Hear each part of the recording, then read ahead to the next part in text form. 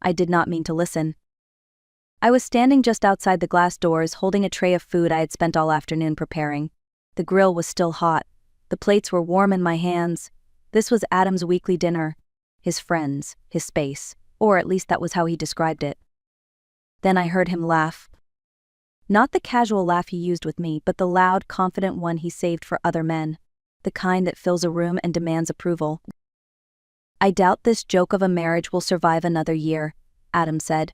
"She's nowhere near my level anymore." The words landed before I could move. Inside the backyard, his friends leaned back in their chairs, glasses raised. Someone clapped. Someone laughed harder than the rest. I saw nods, agreement, pride. They were sitting on furniture I chose, eating food I paid for, drinking wine I had been saving. And they were celebrating my replacement? For a few seconds I stayed perfectly still. My body felt frozen, but my mind was painfully clear.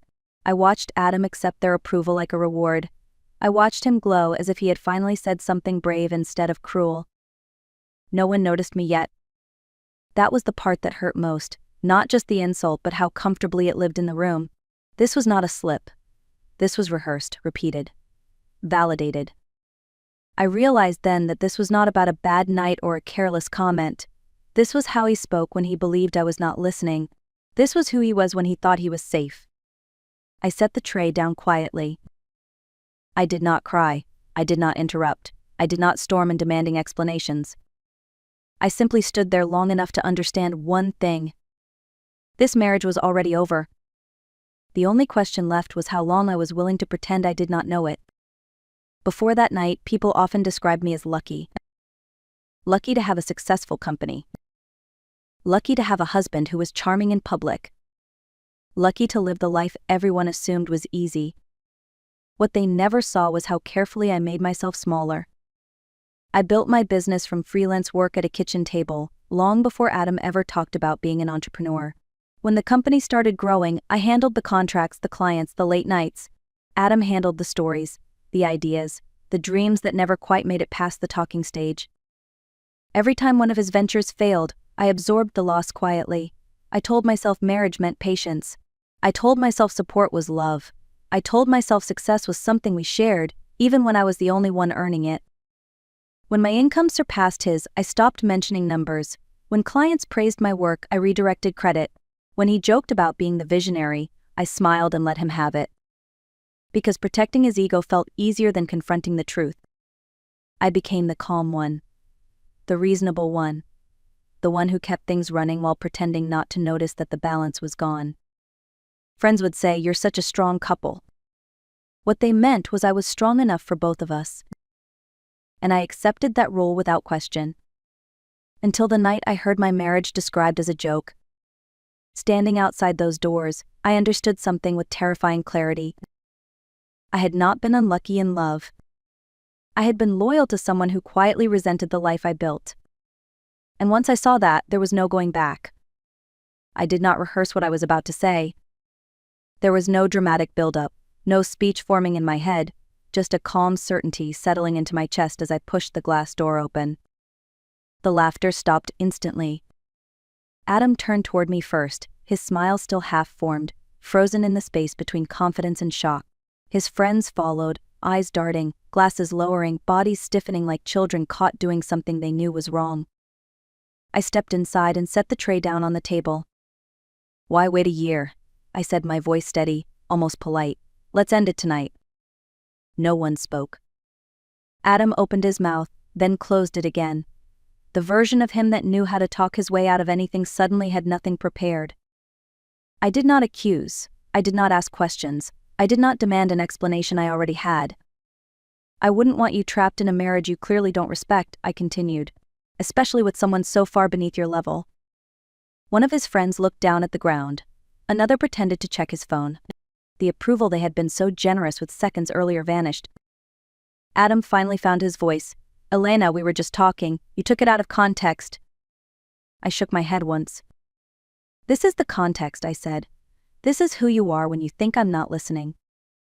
Then I turned and walked back inside the house. I did not wait for him to follow. I did not stay to watch his friends scatter. I did not look back to see if regret had finally reached his face. For the first time in years, I did not stay to manage his emotions. I had said the sentence that mattered. Everything after that was just logistics. I went straight to the bedroom. Not the guest room, not the couch, the room that still held the illusion of us. I pulled my suitcase from the closet and laid it open on the bed. The movements felt almost mechanical, like muscle memory from a life I did not remember training for. I packed what mattered. Work clothes first. The blazers I wore to meetings he never attended. The laptop bag that held my entire professional life. Jewelry I bought myself after major deals, each piece a quiet celebration I never announced. I skipped the things tied to memories. Those could stay behind. I was not running. I was separating. Adam appeared in the doorway, breath uneven, hair no longer perfectly styled. "Elena, please," he said. "Let's talk about this." "There's nothing to talk about," I replied without turning around. "You already did the talking." He tried to step closer. "You're overreacting. It was just words, guy talk." I zipped the suitcase closed and finally faced him. "You didn't joke about leaving," I said. "You joked about replacing me." The room fell quiet again. "I know about the lawyer," I continued. "I know about the account you opened without telling me. And I know you've been telling people I'm difficult to work with." His face drained of color. "How do you know that?" Because I had been paying attention longer than he thought. I lifted the suitcase from the bed. "I'm not leaving because you embarrassed me," I said. "I'm leaving because you planned to erase me." For the first time that night, he had nothing left to say. And I realized something else in that silence. I was not packing in grief. I was packing in clarity. I had just zipped the suitcase when my phone vibrated. One message, unknown number. "Check your husband's Thursday nights, you deserve to know what he's been planning." I stared at the screen, my pulse steady in a way that surprised me. I wasn't confused. I wasn't scared. Something inside me already knew this was not a coincidence. Another message followed seconds later. "I'm sorry it took me this long. I didn't know how to stop it." The name appeared then. Mark Reynolds. Adam's closest friend. The one who had toasted loudest. The one who had looked away when I spoke. I stepped into the hallway to take the call. Mark's voice was low, tight, like someone holding their breath. "Elena, I know this is the worst possible timing, but you need to hear this now." "Say it," I said. "What you heard tonight wasn't a joke," he said. "It was part of a plan." The word plan landed hard. For months, he continued, those Thursday nights weren't dinners, they were strategy meetings. "Adam's been documenting everything you do, emails, late nights, decisions, he's building a case." "A case for what?" I asked, already knowing the answer. "To make you look unstable," Mark said, "so he can take control of the company and walk away clean." The hallway felt suddenly too quiet. "I have proof," he added, "messages, notes, screenshots. I couldn't sit with it anymore." I closed my eyes for a moment. This wasn't betrayal anymore. This was a campaign. And for the first time that night, I understood something clearly. Ending the marriage was only the beginning. We met the next morning in a quiet cafe across town. Mark arrived early, already seated, his coffee untouched. He looked smaller than he had the night before, like the confidence he wore so easily around Adam had finally cracked. "There's a name for it," he said before I could sit down. "Adam called it Project Smokescreen." I didn't react. I just waited. "He said if he controlled the story, he could control the outcome," Mark continued. "That if people believed you were unstable, emotional, difficult, no one would question why he took over." He slid his phone across the table. Messages filled the screen. Group chats, long threads, Adam's words unmistakable. "Document everything. Frame it as concern. Let her think she's overreacting. If she gets angry, that helps us." My stomach tightened, but my hands stayed steady. "They planned it like a business launch," Mark said quietly. "Roles, timelines, talking points. Every Thursday night, Adam would update us, what you said that week, how you looked in meetings, who noticed you working late." I scrolled further. Notes about my tone in emails. Photos taken through office windows. Conversations rewritten to sound threatening or erratic. "He said you were changing," Mark added. "That success had gone to your head. that you needed to be managed before you destroyed everything. I looked up at him. And you believed him? At first I thought he was venting, he admitted. Then it became clear he wasn't angry. He was methodical. My coffee went cold between us. He wanted to leave you, Mark said, but not empty-handed. He wanted the company, the reputation, the sympathy. He wanted to walk away looking like the reasonable one. I leaned back in my chair, breathing slowly. This wasn't cruelty born from emotion. This was calculation. And the others? I asked. They followed, Mark said, because it was easier than calling him out, because no one wants to believe their friend is capable of something this ugly. I stood, picking up my bag. Send me everything, I said. Every message, every note. As I walked out, one truth settled firmly in place. Adam hadn't underestimated me. He had mistaken my silence for weakness. And that was about to cost him everything. That afternoon, Mark sent the files. Dozens of them. I opened the first folder and immediately understood how deep this went. Legal documents, registration forms, a newly created company with a name just close enough to mine to cause confusion. Same industry, same language, same promises. Adam had been building a shadow version of my business. He said it was a backup plan, Mark explained over the phone, in case you didn't cooperate. Didn't cooperate, as if I were an obstacle instead of the foundation. I scrolled through timelines showing when the company was registered, when initial outreach emails were drafted, when talking points were prepared. It wasn't impulsive, it was paced, thought out, designed to activate the moment he painted me as unstable. There was more. A list of employees. Names, notes, weak points. Single parent, needs stability. Ambitious, wants promotion. Loyal to Elena, convinced carefully. I sat back in my chair, the room suddenly very still. They had studied my team like inventory. Adam wasn't just trying to leave me. He was trying to dismantle the life I built piece by piece and rebuild it in his image, with my people, my clients, my reputation stripped down and repurposed. For a moment, anger flared, hot and sharp. Then it passed. Anger clouds judgment, and I needed clarity. I called the only person who could hear this without flinching. My attorney. I did not cry on that call. I did not dramatize. I laid out facts the same way I would in a board meeting. There was a pause on the other end of the line. Then she said, "Do not respond to him, do not warn him, we move quietly from here." I looked again at the files, at the arrogance of assuming I would crumble before I could organize. Adam thought I would react emotionally. What he forgot was this. I built a company by staying calm under pressure. And this was just another crisis that needed solving. Diane Holloway listened without interrupting. Not once. I sat across from her desk, laptop open, folders neatly labeled, while she reviewed the evidence with the focus of someone who had seen every kind of deception and wasn't impressed by any of it. When I finished, she leaned back in her chair. "This isn't a marital disagreement," she said. "This is a coordinated attempt to remove you from your own company." Her tone was calm, almost clinical. She began outlining the steps with precision. Emergency injunction, temporary restriction of access, preservation of records, silence on all internal channels until legal protection was in place. "I do not respond to any accusations," she said.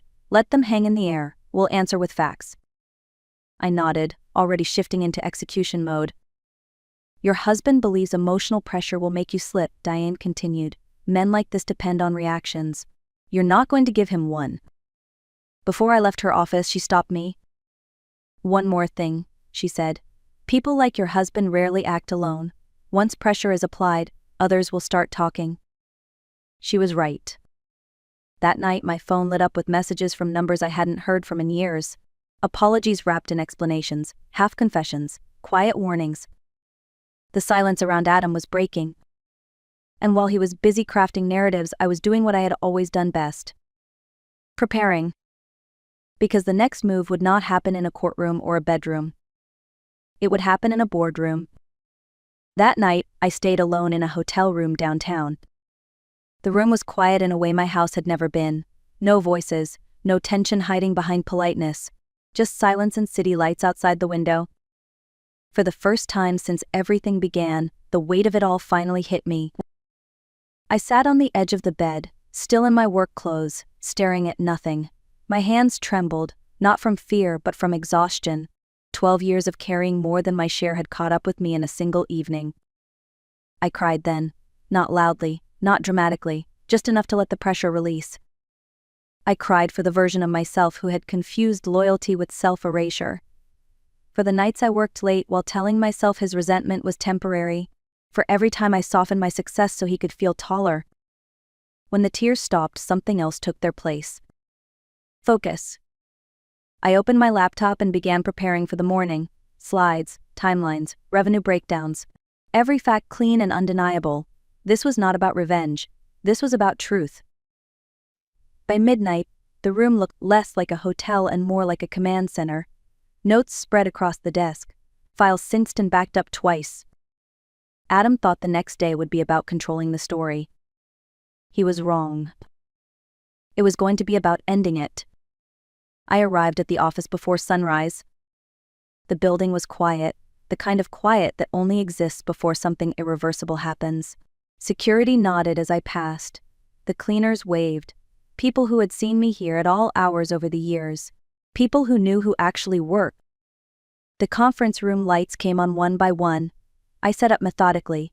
Financial records on one end of the table, client contracts on the other, a single screen at the front waiting for slides that would not flatter anyone.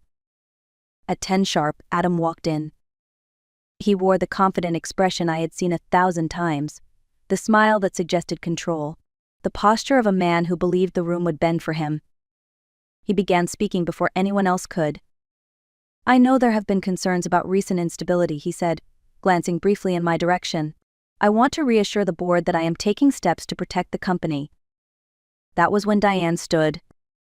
"We will not be discussing opinions," she said calmly. "We will be discussing evidence." The air shifted. I stood next and turned on the screen. The first slide appeared. Messages, dates, his words. "Document everything. Frame it as concern. If she reacts emotionally, it helps us." Adam's face tightened. "These messages were taken out of context," he said quickly. "This is a personal matter being dragged into business." I clicked to the next slide. A revenue breakdown. 2 columns, my name, his name. Over 2 years, every major contract was attributed, negotiated, closed, managed. My column was full. His was empty. A board member leaned forward. "Adam," she asked, "can you identify a single account you personally secured during this period?" He opened his mouth. Nothing came out. I moved to the next slide. Client testimonials, emails praising leadership, strategy, execution, everyone addressed to me. Several mentioned tolerating Adam's presence only out of courtesy. The room grew colder. Then the final slide. The registration documents for the shadow company. Same market, similar name, planned outreach timelines. "This," I said evenly, "was designed to activate once I was discredited." Adam stood abruptly. "This is a misunderstanding. Mark had his own agenda. You all know how emotional Elena can be." That was his mistake. One of the clients spoke then, calm, measured. "We have never considered Adam a decision maker," he said. "Elena is this company." Silence. The kind that swallows arguments whole. Adam sat back down slowly, his confidence gone, replaced by calculation that came too late. Diane closed her folder. "The board has everything it needs," she said. And in that moment the story Adam had spent months writing collapsed under the weight of the truth. Not with shouting. Not with drama. But with facts he could not outrun. Once the board meeting ended, the silence did not return. It cracked. Within hours, my phone filled with messages I never expected to receive, not from Adam but from the people around him. Wives, girlfriends, business acquaintances who had sat quietly in rooms where plans were made. One message came from Laura, the wife of one of Adam's closest friends. She wrote, "I've been listening to him come home and brag for months. I started recording because something felt wrong." She sent audio files, laughter, detailed explanations of how they planned to frame me. How confident Adam sounded describing my supposed breakdown. Another message followed from Emily, a woman I had met only twice at dinner parties. She attached screenshots, draft emails, lists of clients with notes about who would be easiest to manipulate, employees reduced to bullet points and vulnerabilities. It became clear this was not just about my marriage. It was a pattern. Men coaching each other on how to stay in control while appearing reasonable, teaching manipulation as strategy, calling it leadership. Diane reviewed the new evidence without emotion. This moves beyond civil disputes, she said. This becomes intent. And intent changes everything. I did not feel triumphant. I felt steady. Because when truth finally surfaces, it rarely arrives all at once. It comes in waves, carried by people who are tired of being quiet. Adam had built his plan in private. It was unraveling in public. And there was no way to stop it now. The divorce was finalized months later on a gray morning that felt quieter than I expected. No raised voices, no accusations, no last attempts to rewrite the past. Adam sat across from me at the table, smaller somehow.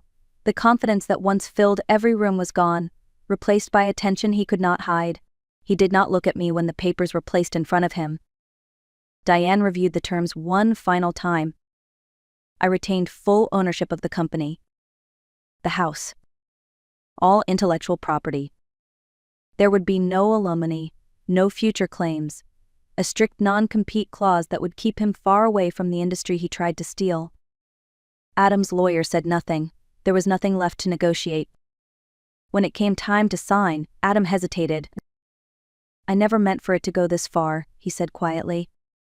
I met his eyes for the first time that day. You planned for it to go exactly this far, I replied. You just didn't expect to lose. He nodded once and signed. As he stood to leave, he whispered an apology. It sounded rehearsed, late, weightless. I did not respond. Because the real closure did not come from words. It came from walking out of that room with my name intact, my work protected, and my future finally my own. Life did not magically become easy after the divorce. It became clear. The company stabilized faster than anyone expected. Decisions that once took days now took minutes. Meetings ended on time. The tension that had lived quietly in the background was gone, and in its place was momentum.